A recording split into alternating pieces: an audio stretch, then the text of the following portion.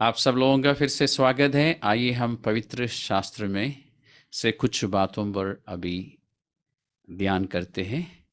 परमेश्वर का वचन, पवित्र शास्त्र बाइबल जो है, हमें परमेश्वर के बारे में बताता है। परमेश्वर के बारे में प्रभु यीशु मसीह ने जो कुछ हमारे लिए किया है और भविष्य में हमारे साथ क्या क्या होगा, ये सारी बातें पवित्र शास्त्र में है, बाइबल में है।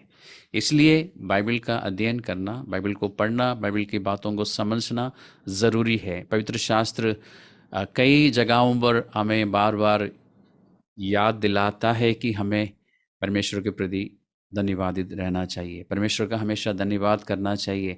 और धन्यवाद करने का कारण भी परमेश्वर बताता है। पिछले संडे हम लोग रोमियो की पत्री में से अध्ययन किया था, 5वां अध्याय में से, और आज भी हम वहीं चलते हैं। 5वां अध्याय रोमियो की पत्री, रोमन्स चैप्टर 5।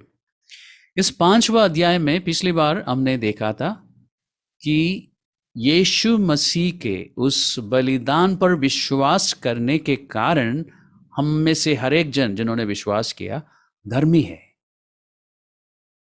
यानी परमेश्वर जब हमारी ओर देखता है, हम में कोई भी पाप नहीं दिखता, क्योंकि जिस दिन और जिस समय आपने यीशु मसीह के उस बलिदान पर विश्वास किया, उस समय और उसमें एक सेकंड भी देर नहीं लगी, आपके जीवन में से सारे के सारे पाप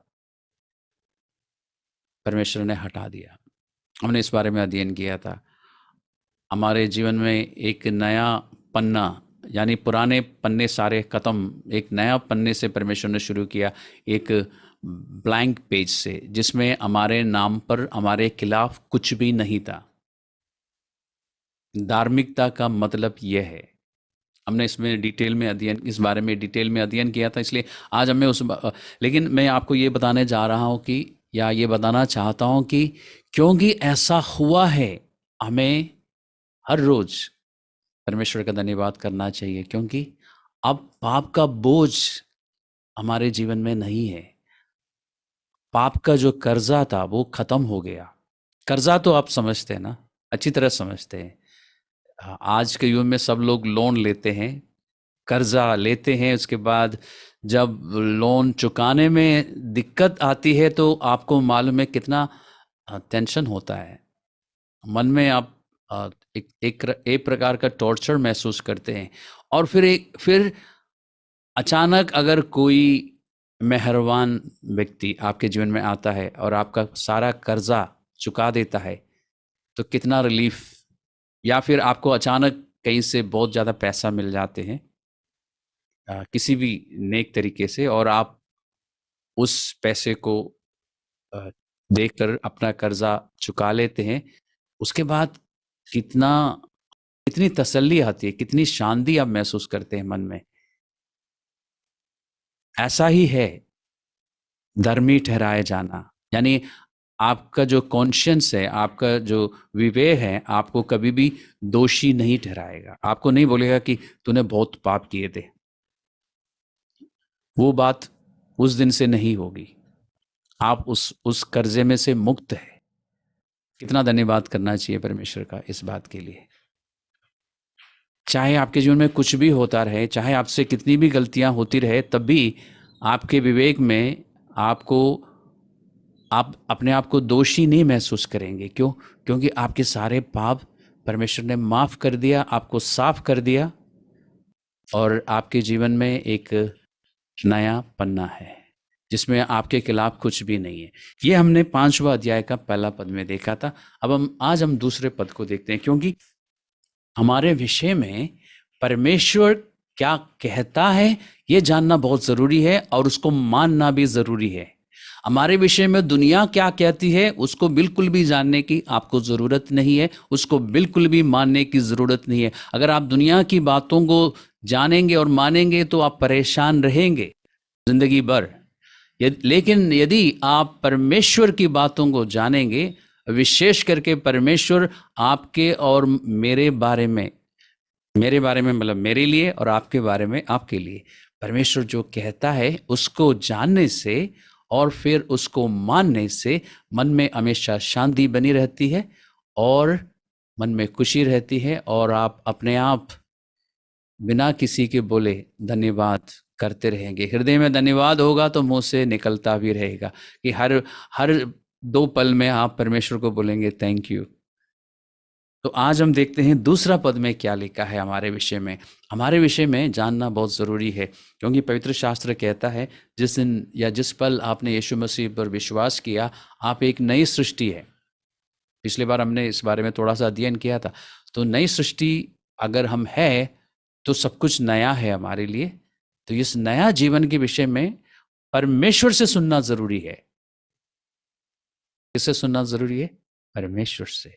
यीशु मसीह क्या कहता है अब हमारे बारे में पहले क्या कहता है परमेश्वर हमें मालूम था, तब वो जानकर ही हमने विश्वास किया। अब परमेश्वर हमारे लिए क्या कहता है ये जानना बहुत ही ज़रूरी है। एक कामयाबी की ज़िंदगी जीने के लिए ये जानना बहुत ज़रूरी है। देखते हैं दूसरे पद में क्या लिखा है। जिसके द्वारा, यानी यीशु मसीह के द्वारा, यीशु जो मसीहा है, जीसस द क्राइस्ट और जीसस द मसाया, उसके द्वारा विश्वास के कारण, पहला पद में भी हमने देखा था कि विश्वास के कारण, यानी हमने जो विश्वास किया ना कि यीशु मसीह ने हमें पाप से छुड़ाने के लिए, मुझे पाप से छुड़ाने के लिए, आपसे पाप से छुड़ाने के लिए क्रूस पर अपना जीवन दिया, उस विश्वास के कारण उस अनुग्रह तक जिसमें हम बने हैं हमारी पहुंच भी हुई, और परमेश्वर की महिमा की आशा पर घमंड करें। इसमें 2 बातें हैं। एक, परमेश्वर हमें बताता है कि अब हमारी स्थिति क्या है। पहला पद में भी यही हमने देखा था पिछली बार, दूसरा पद में भी हम यही बात को देखेंगे कि आज हमारी स्थिति क्या है, स्टेटस क्या है, कि हमारी, तो 2 बात इसमें है। एक, परमेश्वर हमें बताता है कि हमारी स्टेटस क्या है, और दूसरी बात, परमेश्वर हमें एक निमंत्रण देता है उस स्टेटस को समझते हुए उसमें बने रहने के लिए, उसका आनंद उठाने के लिए। पिछली बार भी हमने यही देखा था ना कि परमेश्वर ने हमारे लिए क्या किया और हम किस स्थिति में हैं और हम उस स्थिति का आनंद लें। तो परमेश्वर चाहता है कि परमेश्वर के जो बच्चे हैं, यीशु मसीह चाहता है कि यीशु मसीह के जो बच्चे हैं सब आनंदित रहे। और ये मुमकिन है जब हमें समझ में आता ना कि प्रभु ने हमारे लिए क्या किया और हमें किस स्थिति में रखा है, हम आनंदित रह सकते हैं दिन भर और रात भर भी, फिर अगले दिन फिर दिन भर, हम हर दिन आनंद मना सकते हैं। तो देखते हैं 2 बातें हैं इसमें। एक, हमारी पहुंच है, और ध्यान रखिए ये हमारी स्टेटस है। जैसे हम व्हाट्सएप में स्टेटस आता ना, तो आप व्हाट्सएप में ये लिख सकते हैं, क्योंकि जब आपसे कोई आपको मालूम है ना व्हाट्सएप का मतलब ये होता है ना, जब कोई आपसे पूछता है, व्हाट्सएप अंग्रेजी में पूछता है ना, अमेरिकन इंग्लिश में, हिंदी में पूछता है कि क्या हाल है, तब आप ये कह सकते हैं ये मेरी स्टेटस है, मेरी पहुंच है, आई हैव एक्सेस। अंग्रेजी शब्द थोड़ा सा और मीठा और खुलासा करके समझाता है।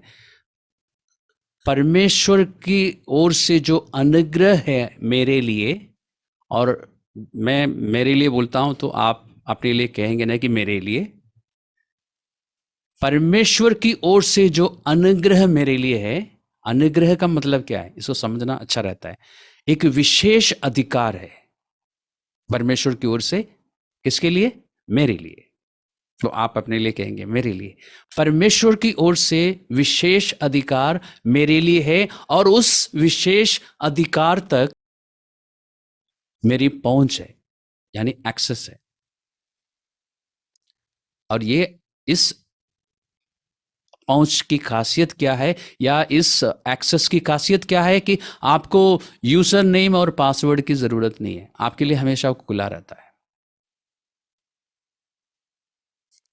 और ये सिर्फ आपके लिए और मेरे लिए है, या हमारे जैसे लोगों के लिए है। हमारे जैसे का मतलब जिन्होंने यीशु मसीह का उस बलिदान को स्वीकार किया, सिर्फ उनके लिए है। बाकी लोग कोशिश करें तो भी कुछ नहीं होगा, क्योंकि वो इनविजिबल बैरियर रहता है, उसमें कुछ है होगा नहीं, कितना भी कोशिश करे। परमेश्वर के उस अनुग्रह तक पहुंच जो है, एक्सेस जो है, सिर्फ हमारे लिए है। बाकी लोग कोशिश करेंगे तो कुछ नहीं दिखेगा, एक काला सा ब्लैंक स्क्रीन दिखेगा, कुछ नहीं होगा ना यूजर नेम का, क्योंकि ज़रूरत है नहीं ना, पासवर्ड ज़रूरत है नहीं इसकी। लेकिन हमारे लिए खुला रहता है, हमारी पहुंच है, एक्सेस है परमेश्वर के उस अनुग्रह तक जो हमारे लिए है और सिर्फ हमारे लिए है, जिन्होंने विश्वास किया। सोचिए इस बारे में, परमेश्वर के पास हमारा एक स्पेशल अधिकार है, एक हक है, वो है अनुग्रह। परमेश्वर का फेवर, फेवर समझ में आता ना हम सबको, परमेश्वर का फेवर हमेशा हमारे लिए खुला है। लेकिन हमें क्या करना चाहिए? हमें उसमें बने रहना चाहिए, उसका लाभ उठाना चाहिए, उसके लिए वहां जाना चाहिए। एक्सेस खुला है। यानी आप सोचिए, परमेश्वर जो स्वर्ग में अपने सिंहासन पर विराजमान है, वहां तक यहां पर रहकर, इस पृथ्वी में रहकर आपका और मेरी, आपकी और मेरी पहुंच है। हम जब चाहे परमेश्वर के पास जा सकते हैं, यहाँ बैठते हुए परमेश्वर से बात कर सकते हैं, परमेश्वर के सिंहासन के सामने जा सकते हैं। क्यों जा सकते हैं? ये आपसे जा सकते हैं, क्यों? क्योंकि परमेश्वर ने हमें धर्मी ठहराया है। परमेश्वर के विषय में सभी लोग जानते हैं, मानते हैं कि वो पवित्र है। उस पवित्र परमेश्वर के पास जाने की योग्यता वैसे तो हमारे पास नहीं है, लेकिन अब धर्मी होने के कारण हमारे पास ये विशेष अधिकार है, जिसके लिए ना तो हम पहले योग्य थे और ना अब योग्य है, लेकिन परमेश्वर ने ऐसा कर दिया कि हम जा सकते हैं। क्योंकि हम जब परमेश्वर के पास जाते हैं, परमेश्वर की नज़र में हम धर्मी है। इस योग्यता का जो परमेश्वर की ओर से है, हमें लाभ उठाना चाहिए, हमें आनंद मनाना चाहिए, हमें खुश रहना चाहिए और हमें बार बार परमेश्वर के पास जाना चाहिए। मैं आपको एक और विशेष जानकारी देना चाहता हूँ, ये भी मेरे बारे में है, आपके बारे में है। इब्रानियों की पत्री, इब्रानियों की पुस्तक में 14 अध्याय में, क्योंकि अभी हमने पढ़ा कि हमारी पहुँच है, तो इस पहुँच के बारे में थोड़ा सा और डिटेल एक और पुस्तक में है, वहाँ तक जाके फिर हम वापस आते हैं। इब्रानियों, हिब्रूज चैप्टर 4। और मैं आपको बताना चाहूँगा, आपको याद दिलाना चाहूँगा, ये जो पहुँच या एक्सेस की हम बात कर रहे हैं ना, ये बहुत बड़ी बात है। क्योंकि दुनिया में, इस पूरे विश्व में कोई और रिलीजन में आपको ये बात नहीं मिलेगी। कोई भी रिलीजन आपको, या जिसको हिंदी में हम वैसे गलत बोलते हैं धर्म, कोई भी आपको इस बात की गारंटी नहीं दे सकता और कोई भी इस बारे में आपको आश्वासन देता है कि आपकी पहुंच स्वर्ग तक हो सकती है।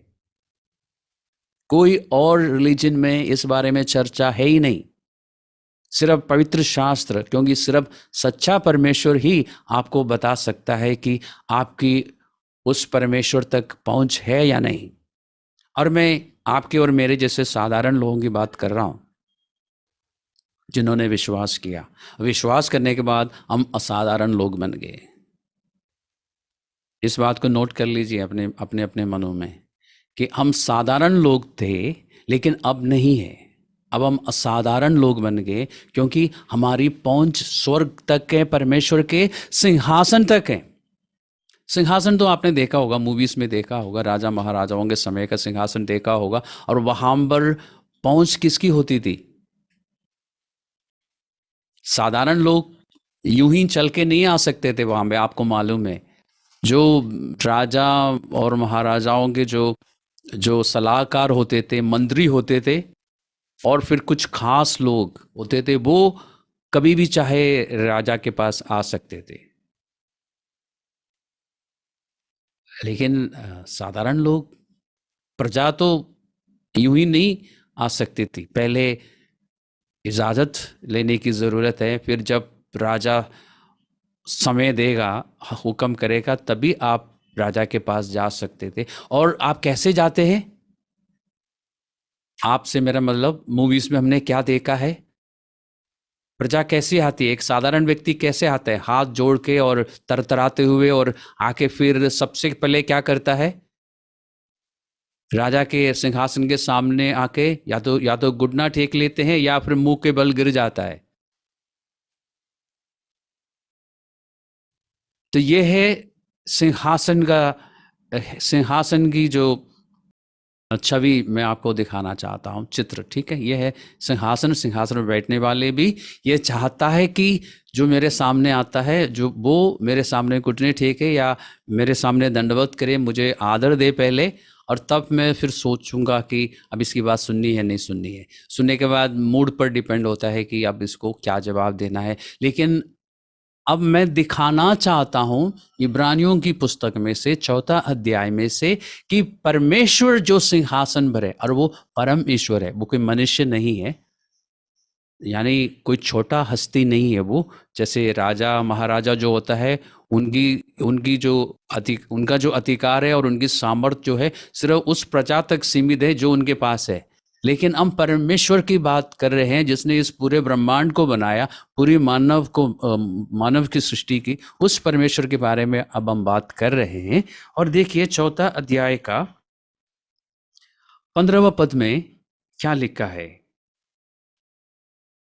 बल्कि हम 16 पद को पहले पढ़ते हैं फिर 15 को पढ़ते हैं, फिर दोनों को एक साथ पढ़ेंगे तो ज़्यादा समझ आएगा। 16 पद में लिखा है, Hebrews chapter 4 verse 16 लिखा है, इसलिए आओ हम अनुग्रह के सिंहासन के निकट हियाब बांधकर, तरतराते हुए नहीं, घबराते हुए नहीं, डरते हुए नहीं, हाथ जोड़ के नहीं, फिर कैसे जाए, हियाब के साथ। और इस सिंहासन के लिए एक खास शब्द इस्तेमाल किया है, या संज्ञा विशेषण हिंदी के व्याकरण में, कि ये अनुग्रह का सिंहासन है।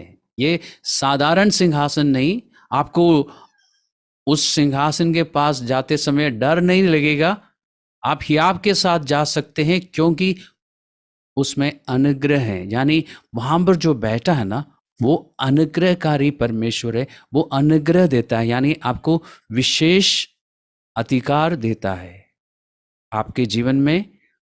जिस समय आप उसके पास, उस परमेश्वर के पास जाते हैं, उस समय आपको जो चाहिए उसके अनुसार वो आपकी सहायता करता है। देखते हैं क्या लिखा है, सिंहासन के पास या निकट हियाब बांध कर चले कि हम। अब देखिए, आपको चलने के लिए कहा है, इनविटेशन है। मैंने आपको कहा था आपकी पहुंच है वहां पर, लेकिन आपकी मर्जी है कि आप उस एक्सेस या उस पहुंच का इस्तेमाल करेंगे या नहीं करेंगे, उसका लाभ उठाएंगे या ना उठाएंगे, वो आपके हाथों में, मेरे हाथ में है। परमेश्वर जबरदस्ती नहीं करता। परमेश्वर ने आपको जानकारी दी, ये भी बताया कि एक्सेस ओपन है, खुला है, और ये परमानेंट है। ध्यान रखिए, नोट्स लिखने वाला लिख लीजिए, ये परमानेंट है, दृढ़ है और सुरक्षित है। आपकी ये जो पहुंच है ये सुरक्षित है, ये कभी भी आपसे छीन लिया नहीं जाएगा।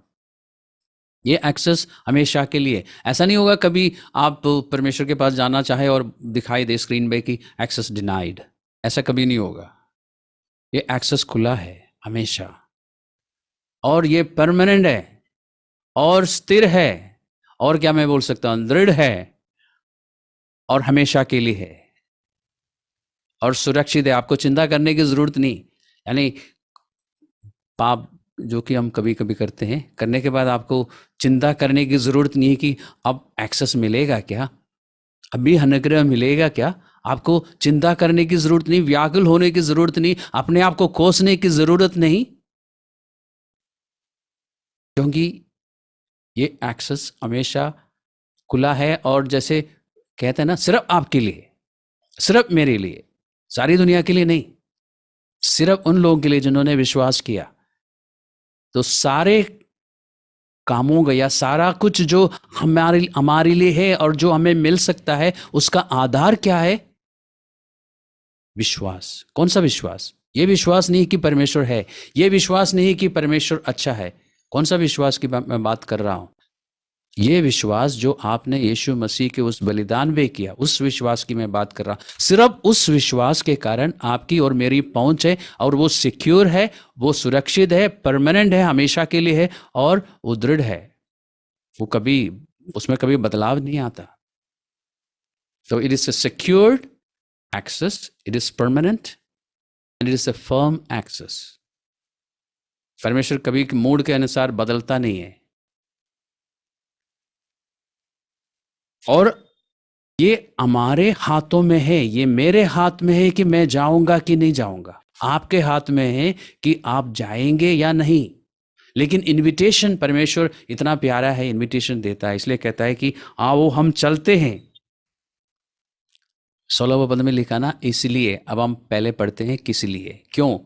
क्योंकि 15वें पद को अब पढ़ते हैं, फिर हम दोनों को एक साथ पढ़ेंगे और इसके बाद रोमियो की पत्री में वापस जाएंगे और वहाँ जाके हम आज का अध्ययन समाप्त करेंगे। और जब हम समाप्त कर चुके होंगे, हमें सारी बातें समझ आ चुकी होगी, और फिर मीटिंग खत्म होते ही हम उस एक्सेस का इस्तेमाल करने की कोशिश करेंगे। 15वें पद में लिखा है, क्योंकि हमारा ऐसा महायाजक नहीं जो हमारी निर्बलताओं में हमारे साथ दुखी ना हो सके। हम निर्बल हैं, हम जानते हैं हमारे जीवन में कई प्रकार की निर्बलता या दुर्बलता है, और हमें मालूम है कई बार हम अपने आप को कमज़ोर पाते हैं, हमें समझ नहीं आता, हमसे गलतियां हम कहते हैं होती हैं, जबकि हम गलतियां करते हैं। और पाप भी हम कहते हैं होते हैं, लेकिन होते नहीं है, हम करते हैं। वो धीरे धीरे हमें समझ में आएगा कि हम पाप हमसे अब होता नहीं है, हम करते हैं। वो किसी दिन हम सीखेंगे। फिलहाल हम पापों के विषय में चर्चा नहीं करते हैं, हम पाप से बचने की चर्चा करते हैं, और पाप करने के बाद क्या करना है सबसे पहले ये सीखते हैं।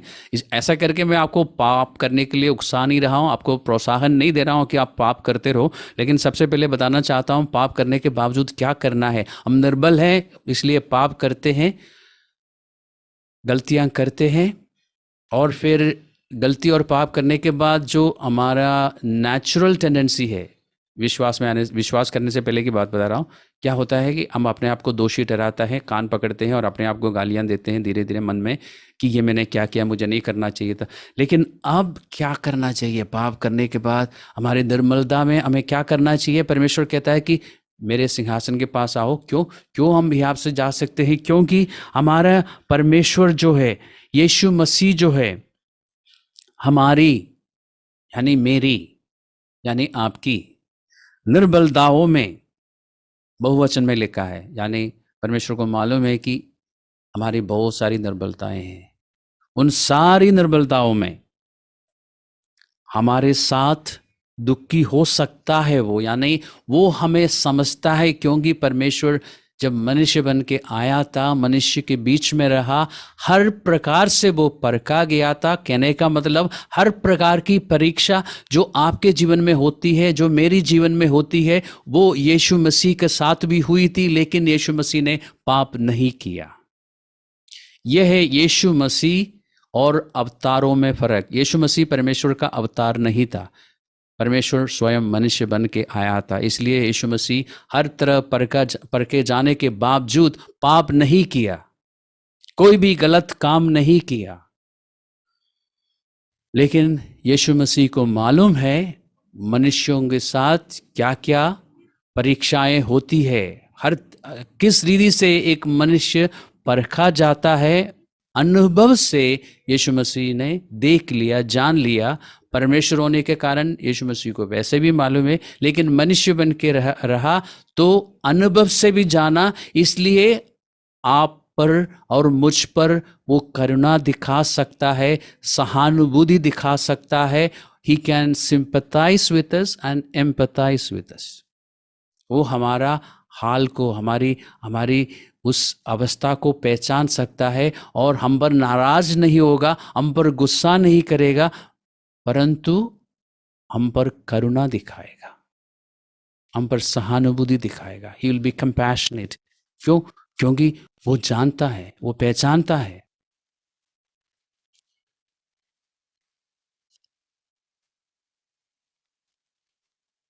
हमारी निर्बलताओं को देखने के बाद हमें डांटेगा नहीं, हमसे नाराज नहीं होगा, दरवाज़ा बंद नहीं करेगा, या एक्सेस जो है उसको ये मैसेज नहीं मिलेगा, एक्सेस डिनाइड, नो मोर एक्सेस, ये नहीं आएगा। एक्सेस खुला, एक्सेस जो है, पहुंच जो है खुली रहेगी। और वो निमंत्रण देता है, आओ इस बात का फायदा उठाओ, आओ इस बात का आनंद लो। और कैसे आने के लिए कह रहा है? वो सीन याद है ना जो मैंने पहले बताया था, तरतराते हुए, कांपते हुए, घुटना टेकते हुए, मुंह के बल गिरते हुए, और फिर राजा जो है अपने पैर से इशारा करेगा, उठ। लेकिन यहां पर ऐसा नहीं है। आपने मूवीज में देखा होगा ना, पाँव के पास जाके गिर पड़ता है और पाँव से ही उसको उठाने की कोशिश करता है, भाई भाई उठ, मुंह से नहीं बोलेगा, वो राजा है, हमेशा मुंह नहीं इस्तेमाल करता।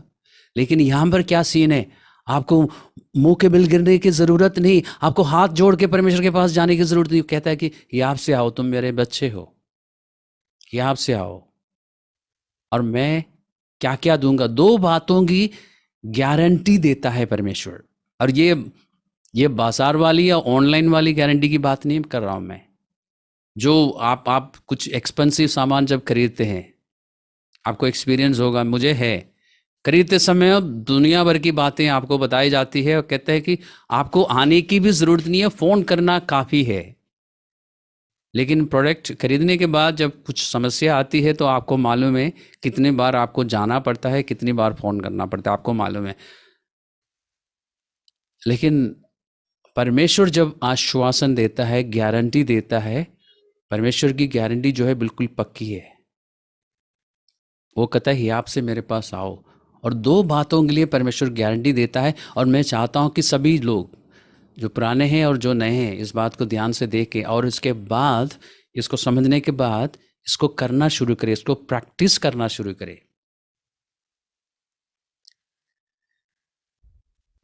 सबसे पहले वो तसल्ली देता है कि परमेश्वर मुझे और आपको तसल्ली देता है कि ये जो सिंहासन है ये अनुग्रह का है, ये गुस्से का नहीं है, ये क्रोध का नहीं है, ये न्याय का सिंहासन नहीं है, क्योंकि मेरा और आपका न्याय हो चुका है।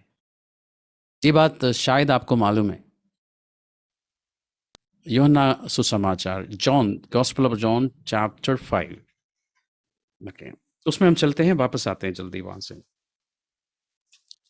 मैं वैसे भी बता सकता हूँ, लेकिन मैंने सोचा कि खुद अपनी आंखों से देखना और फिर सुनना आपके लिए ज़्यादा अच्छा होगा, क्योंकि आप कह सकते हैं कि मैंने देख भी लिया और सुन भी लिया,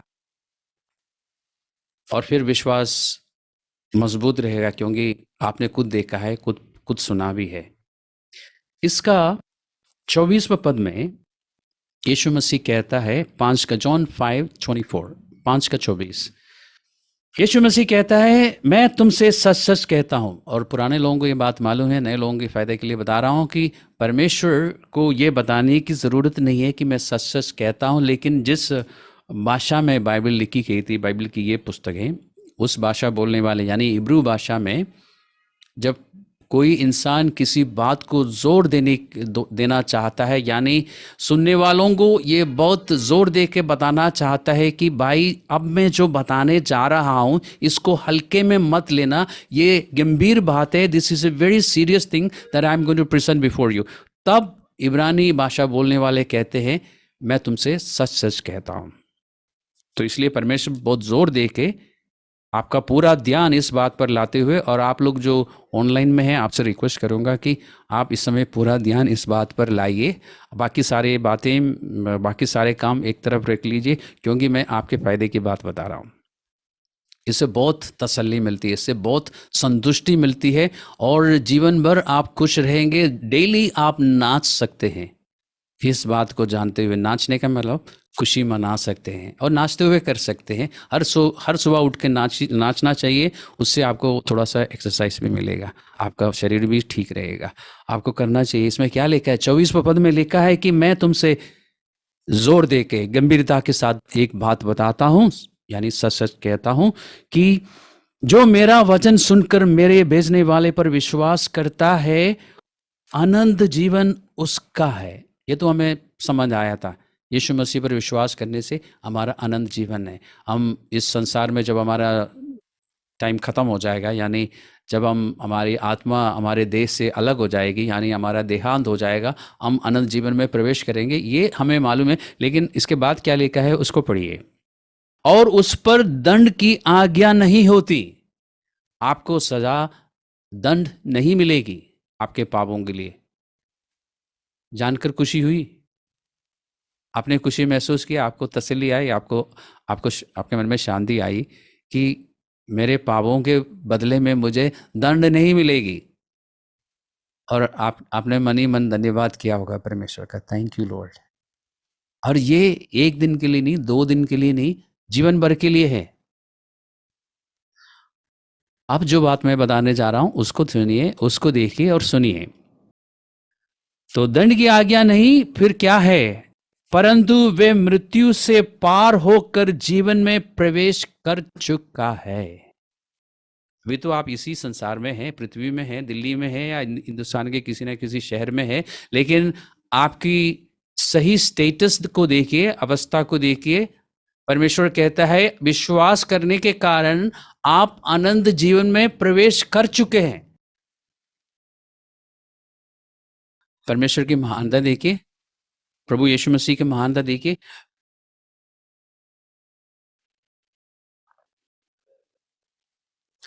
प्रभु ये नहीं कहता है कि यीशु मसीह पर विश्वास, यीशु मसीह के उस बलिदान पर विश्वास करने के कारण अगर जीवन भर नेक काम करते रहोगे, पुण्य के काम करते रहोगे और पूरी भक्ति निभाते रहोगे तो अनंत जीवन में तुम प्रवेश करोगे। ऐसा नहीं लिखा। लिखा है क्या? फिर से पढ़िए, ध्यान से देखिए। हो सकता है कि मैं गलत बोल रहा हूं, इसलिए ध्यान से देखिए। प्रभु ने ये नहीं कहा कि मेरे बलिदान पर विश्वास करने के बाद जीवन भर पुण्य के काम करते रहो, अच्छे अच्छे काम करते रहो और फिर भक्ति भी पूरी तरह से निभाते रहो, और उसके बाद अगर तुम्हारा स्कोर, मिनिमम स्कोर तुमने पूरा कर लिया तो तुम अनंत जीवन में प्रवेश करोगे। ऐसा नहीं लिखा। नहीं लिखा ना, तो फिर ऐसा मत पढ़ना।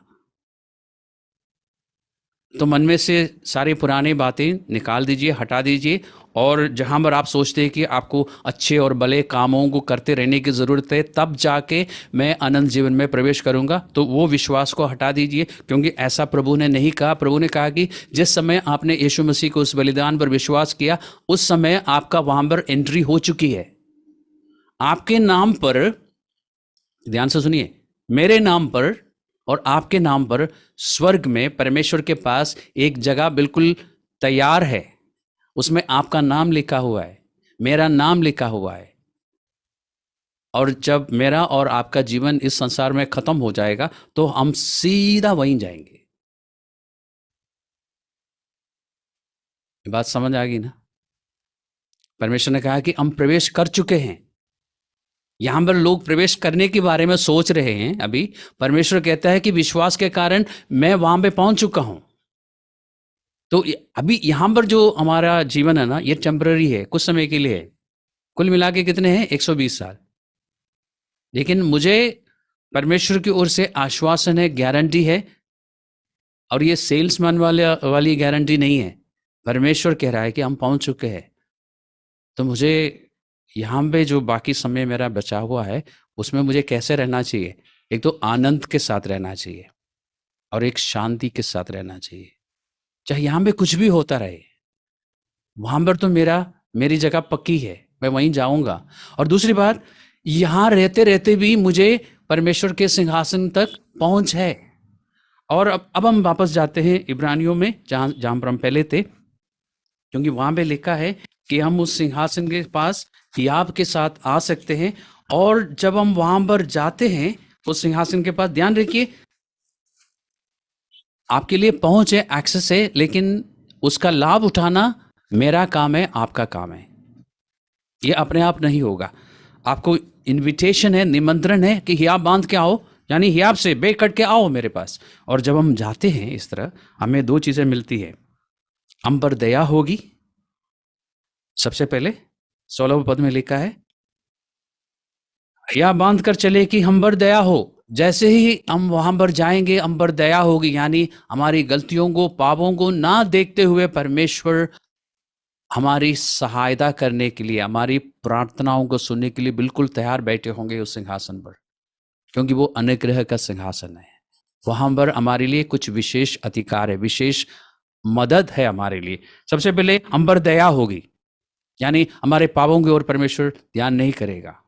हाँ, परमेश्वर हमें बता सकता है, हमें याद दिला सकता है, और जैसे ही परमेश्वर हमें एहसास दिलाता है कि हमने ये पाप किया है, हम परमेश्वर के सामने मानेंगे, इसलिए वो सेटल हो जाते हैं। जितने भी पाप हम करते हैं, जितनी भी गलतियां होती हैं, वो सेटल हो जाती है, क्योंकि जैसे ही परमेश्वर के आत्मा हमें बताता है, हम परमेश्वर के सामने अंगीकार करते हैं, बात खत्म। अब काम की बात परमेश्वर कहता है कि हमारी कमजोरियों में, हमारी दुर्बलता में जो हमें मदद चाहिए ना, थोड़ा सा जो हेल्प चाहिए, क्योंकि कई बार हम परमेश्वर के वचन का पालन करना चाहते तो हैं, लेकिन ज़्यादा तो लोग ये कहते हैं कि लेकिन हमसे नहीं हो पाता, हम कहीं ना कहीं चूक कर लेते। परमेश्वर कहता है कि मुझसे मदद मांगो, मैं मदद दूंगा, हेल्प। वो है अनुग्रह। अनुग्रह का अनुग्रह शब्द को हम कई रीति से वर्णन कर सकते हैं। उसमें एक है, जब हम अपने आप को कमज़ोर पाते हैं, जब हमें लगता है कि हमसे नहीं हो पाएगा, हम परमेश्वर की बात मानना चाहते हैं लेकिन नहीं हो पा रहा है, तो परमेश्वर कहता है कि मुझसे मांगो, मैं हेल्प दूंगा। वो है अनुग्रह। वहां पर वहां पर हमारी पहुंच है, उस अनुग्रह तक हमारी पहुंच है। जरूरत के अनुसार परमेश्वर हमें सहायता देता है, और वो कैसे देता है? फ्री में देता है, बिल्कुल फ्री। आपको कुछ करने की जरूरत नहीं, परमेश्वर को प्रसन्न करने की जरूरत नहीं कि परमेश्वर प्रसन्न होकर बख्श दे मुझे। नहीं नहीं नहीं, परमेश्वर कहता है कि ये फ्री है, ये अनुग्रह है, और आपकी और मेरी पहुंच है। क्यों? क्योंकि हमने यीशु मसीह के उस बलिदान को स्वीकार किया था। देखिए, सोचिए इस बारे में। और कितना मिलेगा? आवश्यकता के समय यानी जितना आपको जरूरत है उतना आपको मिलेगा। उससे ज्यादा तो आपको चाहिए नहीं, उससे कम नहीं मिलेगा।